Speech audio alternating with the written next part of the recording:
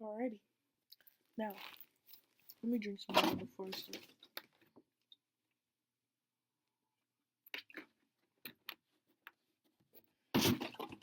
Damn, saw Proverbs. Let me get out of here.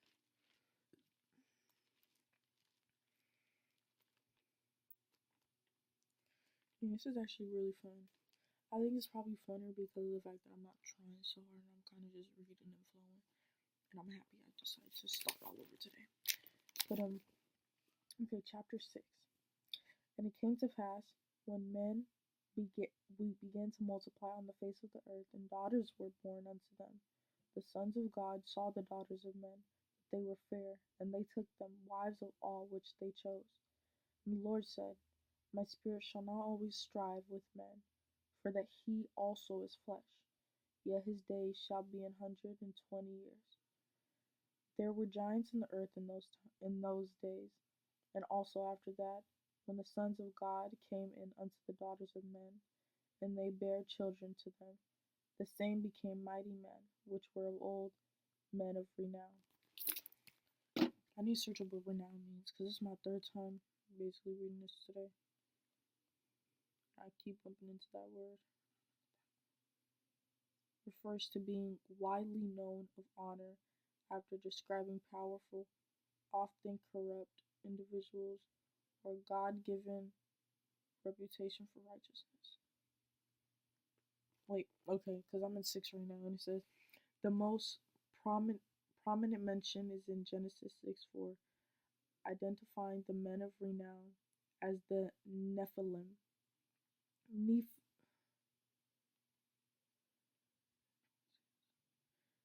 Guys, no judgments at all. We're all learning. Nephilim.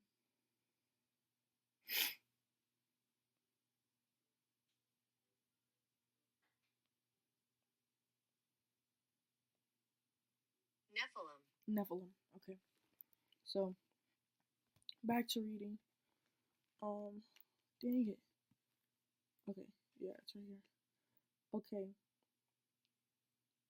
Genesis 6:4, identifying the men of renown as the Nephilim, mighty sinful warriors whose pride led to judgment.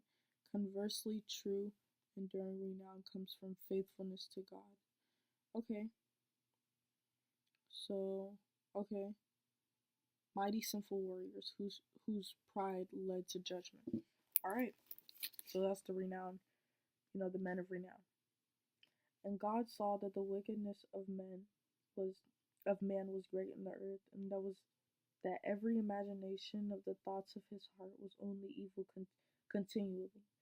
And it repented the Lord that he had made man on the earth, and it grieved him at his heart. And the Lord said, I will destroy man whom I have created from the face of the earth, both man and beast, and the creeping thing, and the fowls of the air, for it repented me that I have made them. But Noah found grace in the Lord's eyes. These are the generations of Noah. Noah was a just man and perfect in his generation, and Noah walked with God. And Noah begat 3 sons, Shem, Ham, and Japheth. The earth was corrupt. The earth also was corrupt before God, and the earth was filled with violence. And God looked upon the earth, and behold, it was corrupt, for all flesh was corrupted his way up upon the earth. And God said unto Noah, The end of all flesh is come before me, for the earth is filled with violence through them, and behold, I will destroy them with the earth. Make thee an ark of gopher wood, room shalt thou make in the ark, and shalt pitch it within and without pitch. And this is the fashion which thou shalt make it of. The length of the ark shall be 300 cubits, the breadth of it 50 cubits, and the height of it 30 cubits. A window shalt thou make to the ark, and in a cubit shalt thou finish it above. And the door of the ark shalt thou set in the side thereof. With lower, second, and third story shalt thou make it. And behold, I even do bring a flood of the waters upon the earth, to destroy all flesh, wherein is the breath of life, from under heaven, and everything, and everything that is in the earth shall die. I gotta stop. I gotta stop. I gotta see how I look when I'm reading this. I'll see after. I gotta stop holding my breath in when I'm. Stuff is hard. Anyways, now verse 18. But with thee will I establish my covenant, and thou shalt come into the ark, thou and thy sons and thy wife, and thy sons' wives with thee, and of every living thing of all flesh, two of every sort. Hi. Two of every sort shalt thou bring into the ark to keep them alive with thee. They shall be male and female, of fowls after their kind, and of cattle after their kind, and of every creeping thing of the earth after his kind. Two of every sort shall come unto thee to keep them alive, and take thou unto thee of all food that is eaten, and thou shalt gather it to thee, and it shall be for food for thee, and for them. Thus did Noah according to all that God commanded him. So did he. Man, okay, to be honest, this was supposed to be, I don't know, this is the thought that I had at church when we were talking about the beginning, the creation, because we were talking about how, like, the serpent and why it happened and why all this stuff happened.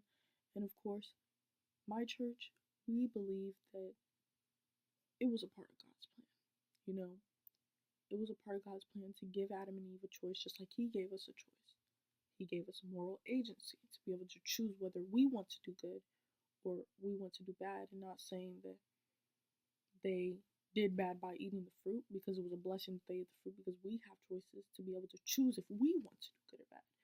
They ate that fruit and was brought here and made all these generations, and through these generations, we being here now get to see those and learn from those, and try and do our best, and we get to fall into the beliefs that we want to fall into, and the computer's about to die, and I'm gonna hope that it doesn't die, please, please, please.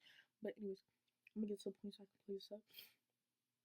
Okay, so the serpent or whatnot in the Bible, or in our Bible, King James version, it calls it saying a serpent, and I don't know. I was thinking, like, we know that God doesn't appear to these people. Like, nobody knows what God looks like. We know His voice. We know what He is. We know who He is. He's good. Right? But the serpent, was it an actual snake or was it a thought? Okay, and this is a cool thing to me because I don't know, I just thought it's a crazy take, okay, but it's not really crazy because this is life. We take risk every day by saying things that people don't want to hear, and that's perfectly fine. But I don't know, I just think it's cool to think of the serpent as like a voice in the head, right? Because now we don't see snakes and random freaking things coming up to us and telling us what to do. Like, we don't see our thoughts, we hear them, right? So what if the serpent was a thought? What if the serpent was a part of the brain that was the, you know, maybe. Yeah, because what's it called? Adam and Eve were really innocent. Eve was really innocent, and she here. What's that thing called? What's that thing called? Inner thoughts.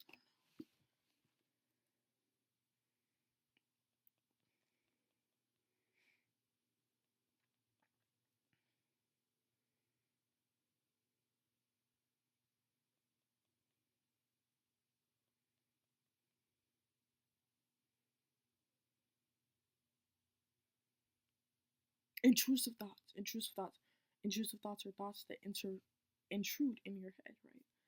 And I also saw this other thing of, like, intrusive thoughts, especially the bad ones, like the ones that we get from Satan, them being like they're kind of like, because an intrusive thought will always stay an intrusive thought if you don't act on it, right? Because thoughts are just thoughts. Like, our brains are very, I don't even know how to explain it. I got a boo boo, but that's besides the point. I just thought it was cool. I'm gonna just stop it there. I thought it was cool, and I'm gonna go take my bathroom break, and I'm gonna come back. Yeah, I'm gonna come back.